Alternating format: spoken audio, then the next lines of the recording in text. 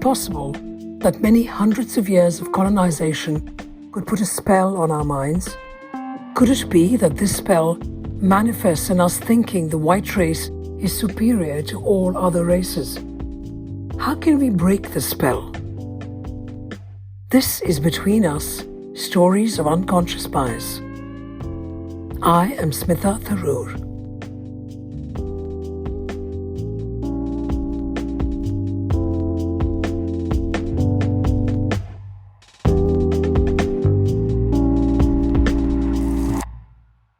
Hello. I'd like to introduce Kate Kinoshita. Kate is a writer, movement artist, and mentor based in West Yorkshire in England. She's of Japanese and white British descent and graduated from Oxford University in Chinese studies. Kate's chronic health conditions led her to explore chi-based movement practices in Taiwan and to living and working in rural Japan. She is interested in non-dual animist frameworks and the impact of colonialism upon the collective and individual soma. Kate runs regular online group classes exploring meditative movement. So I think this conversation with Kate about unconscious bias is going to be very interesting and informative because she's going to give us all kinds of examples and stories of her life experiences. Thank you so much, Kate, for joining me today. Oh, thank you so much for this platform. So, unconscious bias, Kate, that's kind of the headline of our conversation. What do you understand by that? So, bias I see as a sort of a perspective with a weight in some way, with a judgment that's informed by, past events. And then the unconscious part is, we're not aware of it. And yet, sort of sense of it being I've been thinking about it in terms of a spell, a mass spell that's cast that makes us unaware of these biases, these perspectives that we have that are sort of informing all of our behavior. I love the fact that, you said bias to begin with comes because of our life experiences, which is absolutely right. But then the second part, the unconscious bit, and the fact that it's like a spell. I'm just trying to visualize that. And a spell to me means like it just completely controls us and we have no clue. And it's from somewhere else. That's what you're saying, isn't it? Right, yeah, it's sort of from somewhere else, and then we perpetuate it by allowing it to take hold of us. But yeah, I think often spells can be cast unknowingly by people on maybe a vaster, wider scale than we can even conceive. So it's sort of a mass spell that makes us unaware because we're so in it. We're like swimming in it that we can't see the ocean. We don't know that, yeah. Mm. I've had so many interviews, as you know, Kate, and no one has ever used the example of it being a spell. I'm really, I'm trying to work with that word and that idea of it because that's such a strong word. And the idea, when you think of a spell being put upon us, it influences us in so many ways. I think that's very powerful. Thank you for that. So, when we talk about your own life experiences, Kate, what kind of stories do you think, could you share something with us to explain a spell of yours, perhaps, that was put upon you? Yes. So just briefly, my life story. I was born in the UK, but we moved to Japan when I was 4, and my father is Japanese, my mother is white British. And then we moved back to the UK when I was 12, and I stayed in the UK until graduating university and then moved to Taiwan and back to Japan. And now I'm back in West Yorkshire as of a couple of years ago. And in terms of the unconscious biases that I hold, it's kind of interesting to look at it because the unconscious biases that I hold are the ones that have been kind of imposed upon me by that mass spell.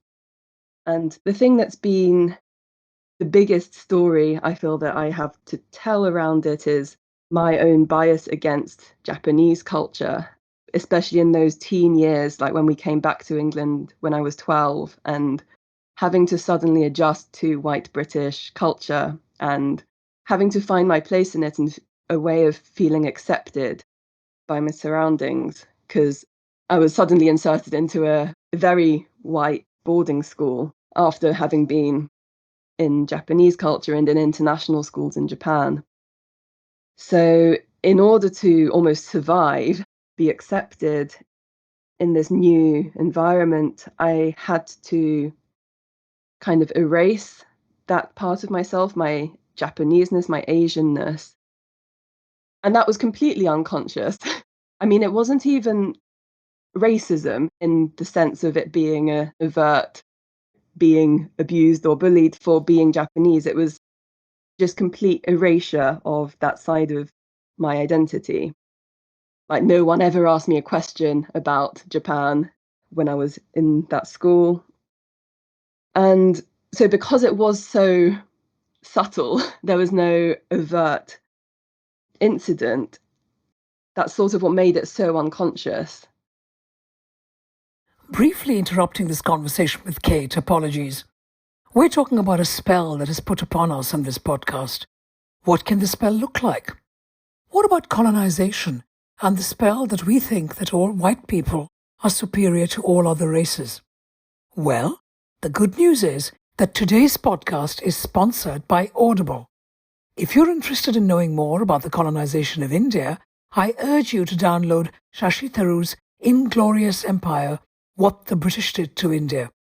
The book is read by him, which is an added bonus. I have read the book and found it a very easy read, not like a lot of more serious books on a very important subject. Other things you need to know?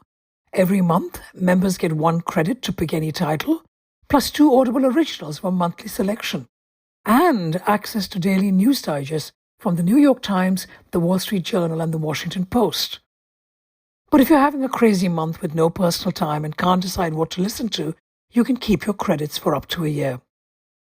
Perhaps what you want is to further explore the subject of unconscious bias, in which case you have 13 books to choose from, including Blink, The Power of Thinking Without Thinking, written and read by Malcolm Gladwell. So what do you need to do to get this free, you're probably asking yourself? All you have to do for a free book and a free month subscription is to sign up to www.audibletrial.com/Tharoor Associates.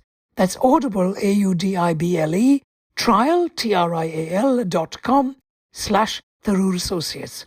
It's important that you do use this link I have shared to get the free subscription. Happy listening. No, I think that makes sense, though, because if you think about us at that age, and you think about how we so want to fit in, no matter which country you're in, no matter where you are, you're in school and you want to be part of the gang. You don't want to be the odd one out. And so if you automatically look different, then you try in some fashion to not encourage any conversation, because to you, unconsciously, difference means being the odd one out rather than something to celebrate. And that's perfectly normal. We want to keep safe, don't we? That's what we're doing at this point. Yes.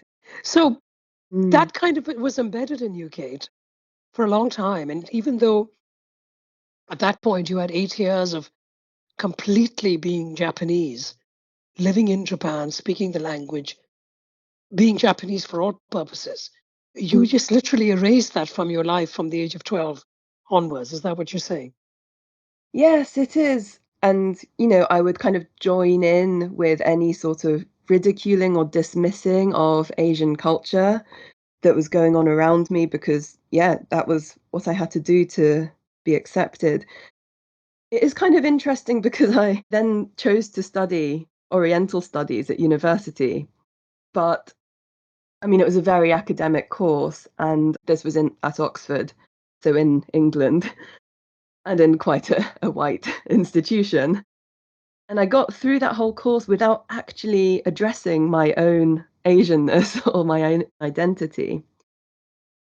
And this is again like the sort of the madness of the spell of the unconsciousness, because I was obviously sort of being directed in some way subconsciously to look at the Orient, which is, I know, a problematic term, but to look at China and Japan and these cultures, but without actually looking at those parts of the cultures inside of me. Of you, yes.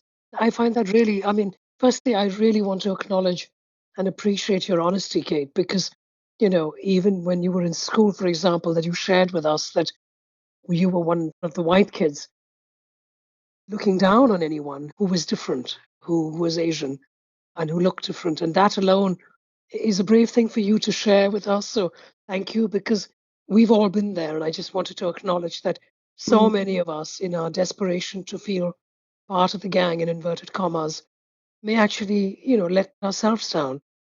And it's brave of you to acknowledge and share that. So thank you. But yes, I find that the second part, so the Oxford undergraduate degree is a 4-year degree, which Mm. takes a lot out of a student who studies there. And you would have been extremely immersed in these East Asian cultures for the 4 years. And you Mhm. are from one of those countries. And even there, you were continuing the school story, would you say? Or, I mean, were all your friends white friends, for example? I'm just being very simple in my approach, but I'm Mm. wondering whether that changed even slightly while you were at university. Well, I think university, I was really looking at East Asia as an academic curiosity. I think that was the distance that I had to have from it in order to look at it at all. So it wasn't part of me. And yeah, all of my friends at Oxford were white. I think just by default, most people at Oxford are white.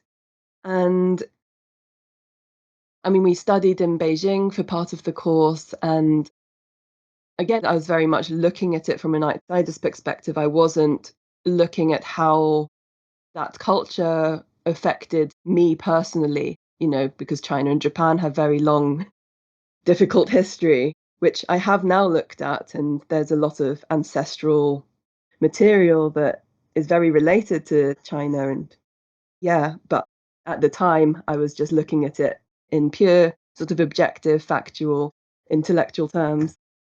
So, just to come back to what you were saying, Kate. So, if you can just kind of expand a little bit more on this idea of where you are, the spell has been cast upon you. You've unconsciously gone down the path of studying Chinese, Japanese, East Asian culture and studies, yet not entirely acknowledging it within yourself that that's Mhm. actually your identity. And so now, where are you now? I mean, can you tell us a little bit more? How did that evolve to where you are now? So it was really my body was asking me to pay more attention. There was something going on. I was exhausted all the time.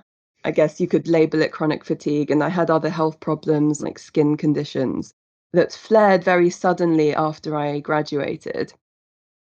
And I was in Taiwan at the time. I guess I moved to Taiwan because it just seemed like an obvious place to go, having studied Chinese and wanting to make my Chinese fluent. So I was just there for my post-university experimental phase.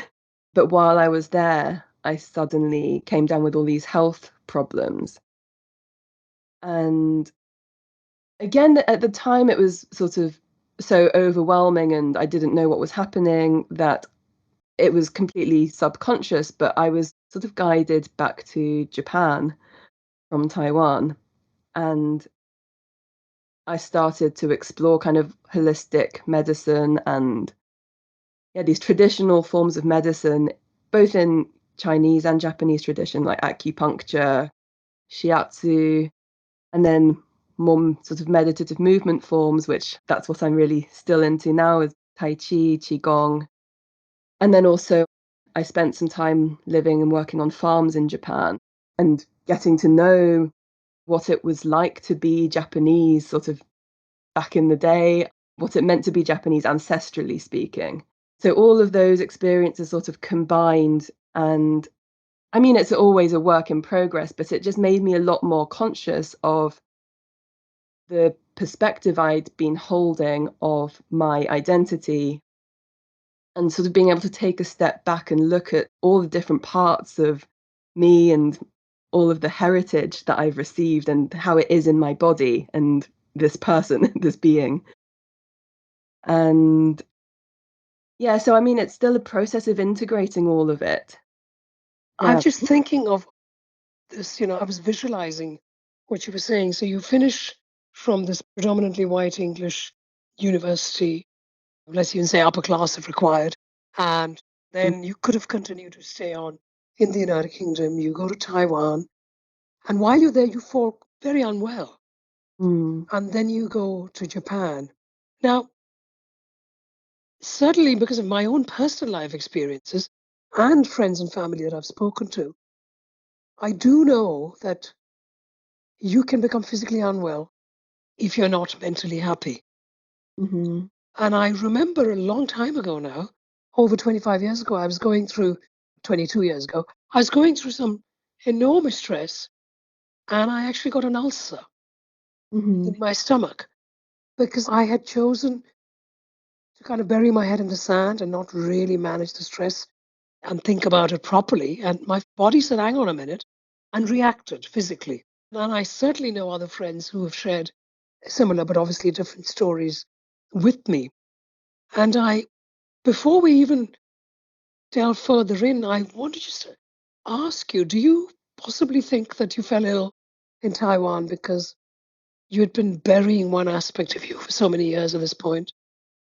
I mean, Absolutely. it's a big question. Yeah. Yeah. 100%. Yes. I think that's what I was trying to get to is, yeah, erasing half of myself is actually erasing the whole self because you can't just erase half of an identity. It's like it's every part of you really because you're just having to cover everything up and pretend to fit into one mold. So, yes, and it was manifesting physically. And that just is very powerful, isn't it? Just thinking about how, when we are not true to ourselves, it Mm, actually can take its own toll even on our bodies. yes. The power of truth within ourselves. That's what you're saying, really. Yes, and the honesty of the body. The body really doesn't lie. It's just a matter of time and, yeah, how long we can keep suppressing the symptoms for. Yeah. I'm going to leave that one there because there's a lot. That's a big one. And I think all of us listeners, including me, are processing that for ourselves and thinking about our life experiences and what that means to us. So thank you for that, Kate. And so when you're in rural Japan, tell us about that. Because you said you go back to the beginning, don't you? You go back to your ancestry. I think that's the word you used. Yes. So you're going to find your roots literally and metaphorically while you're working in rural Japan. Is that what you were doing? Yes, and I wasn't aware that that's what I was doing.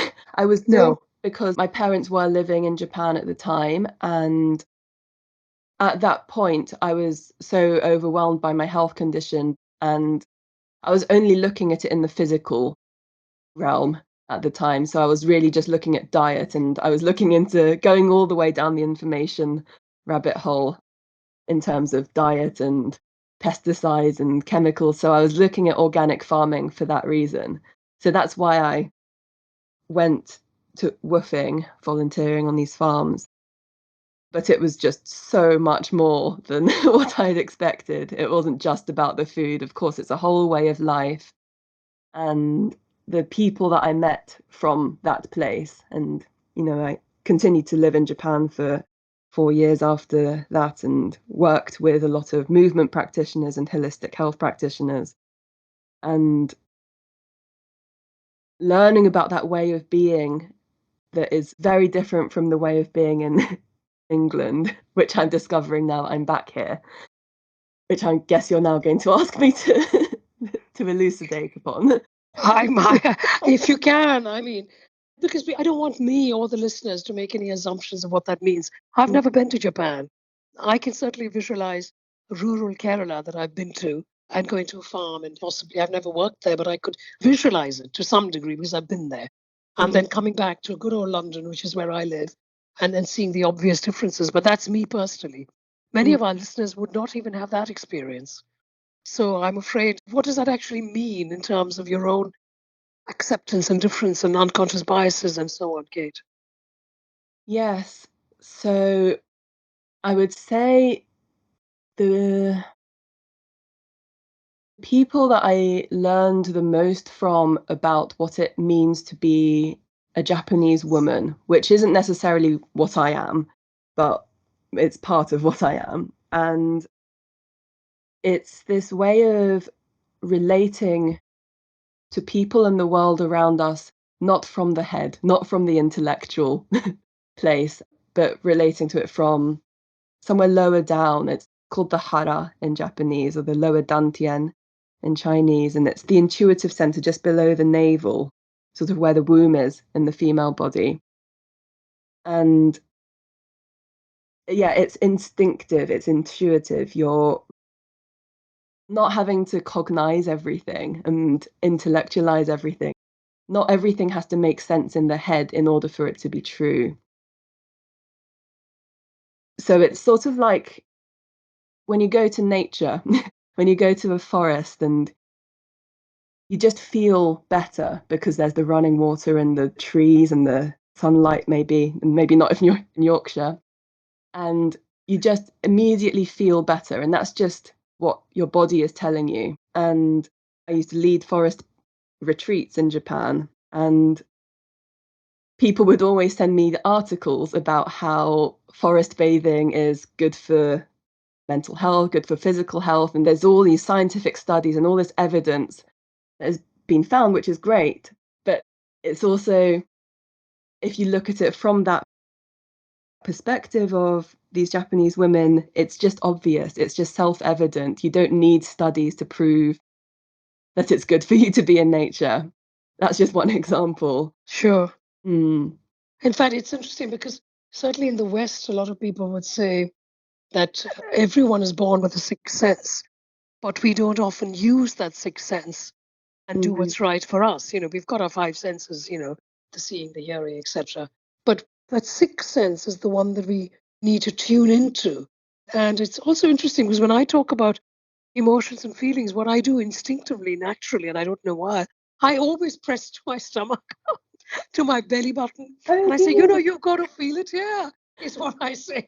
Right. I mean, it's And I don't know why I say that, but it just seems to feel, if you can feel it there, and I kind of, I'm doing it as I'm speaking to you now, then it makes complete sense. Because it right. isn't about the head, is it? I think maybe that's why my hands go instinctively to my tummy, to my belly button, and say, yeah, this, you need to feel it there. It's in the core of you. Precisely. Yes. So I I mean, suppose yeah. really what I think I liked what you said is about this idea of instinct. If you want, you can use the word sixth sense. If you want, you can just say just a feeling, a different kind of spell, if you like, that you own and you absorb and you feel, rather than intellectualizing everything. That's what you're saying.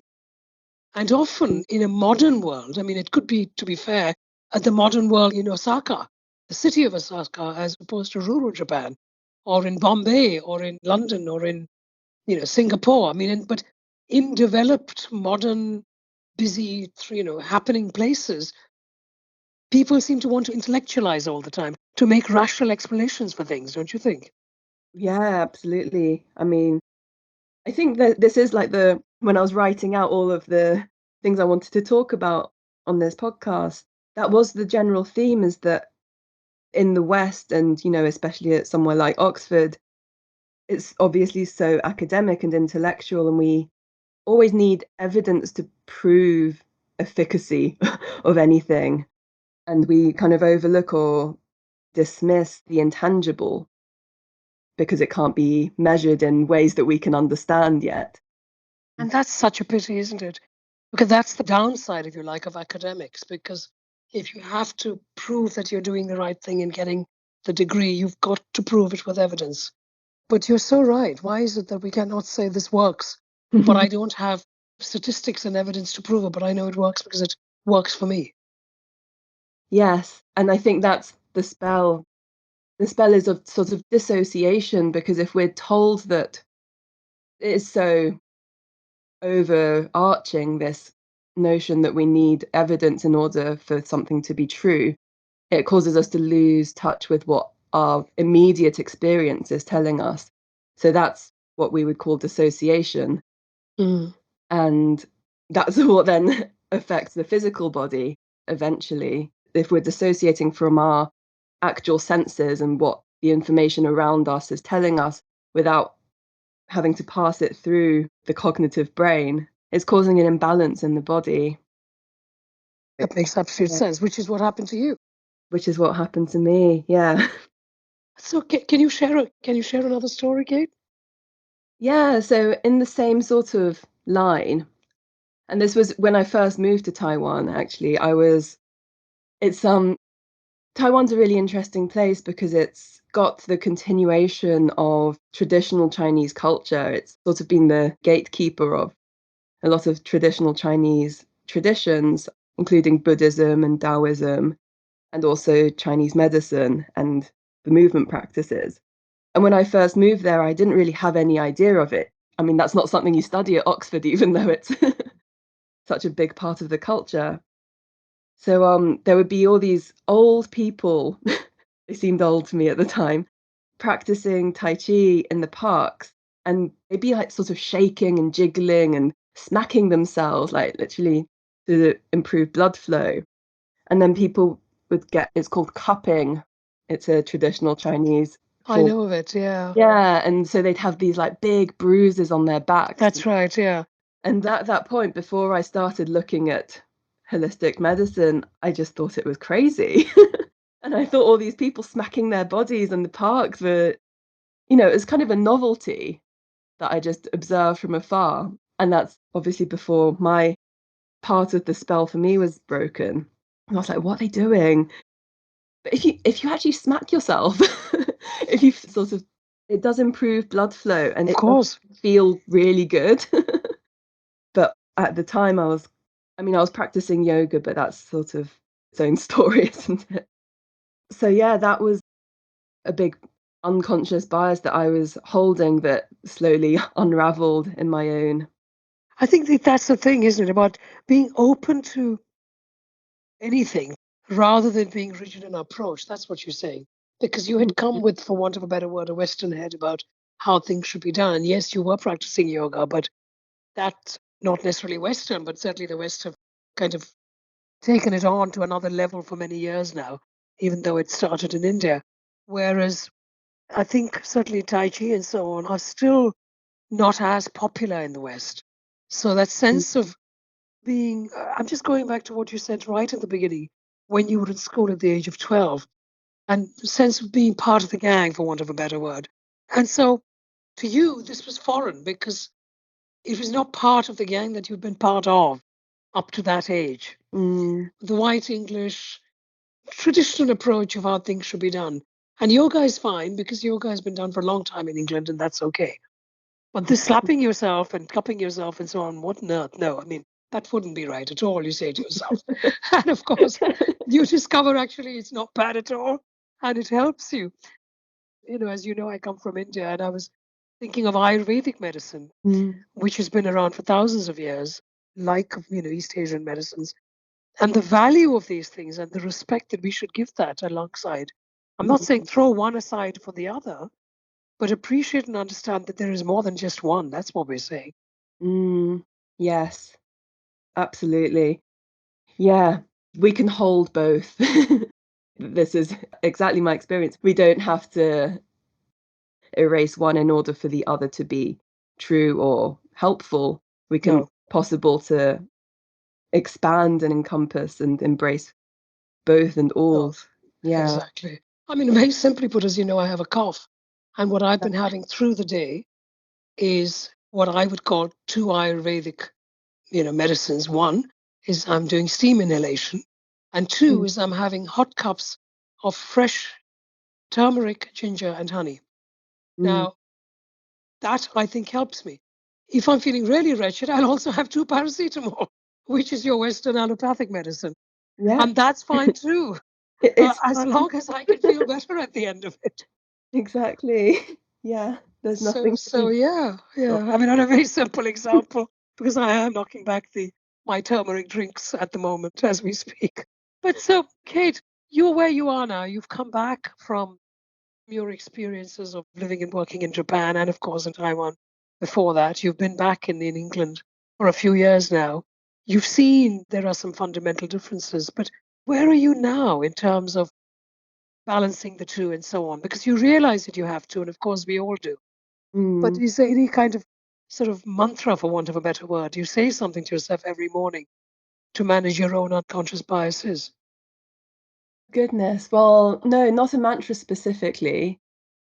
For me, it's all about the body. And so my practice is about the movements that I studied in Japan and Taiwan, the Qi-based movement, Tai Chi, Qigong. And in practicing these, this is how I find my center, and this is how I sort of don't have to become British, or I don't have to become Japanese, and I don't have to put on a front or a mask in order to just exist. This is the center in my body that gives me the validation that I need, that it's fine to just be exactly who I am. And that changes day to day as well. There's a fluidity to it. So, yeah, I wouldn't necessarily, again, it's not intellectualizing it too much, because if I start doing that, I fall into more and more biases and more judgments. So, yeah, it's sort of self regulating through the body. No, I think that makes absolute sense, Kate. It just suddenly came to mind. Walt Whitman, the American poet, and I think I'm quoting him correctly, he said, I am large, I contain multitudes. Mm. And that's what we are as human beings, aren't we? And the point that you made, which I think is very crucial for us to take away, it's not intellectualizing it. It's just going with what feels right. Don't make judgments. Just go follow your body, listen to your body, and go with that. Yes, and not having judgments about what the body's saying either. That's true. Very valuable for that. No, Yeah. that's brilliant. Kate Kinoshita, thank you so much for sharing your very honest stories. I think we will take a lot away from this on taking care of our own bodies and our minds. So thank you Mm. so much. Thank you so much. Yeah, that's been a really healing experience actually to share that.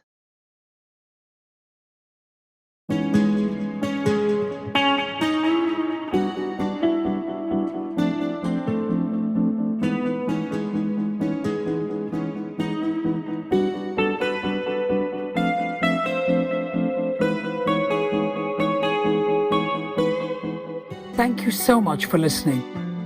I have been told that this podcast is ranked in the top 3% globally and heard by people in 98 countries.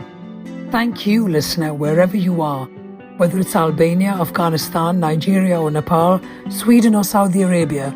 We could not have this podcast without you, the listener. As always, if you like this episode, please do share. I would also like to thank Jack Godfrey for his original music for Season 6.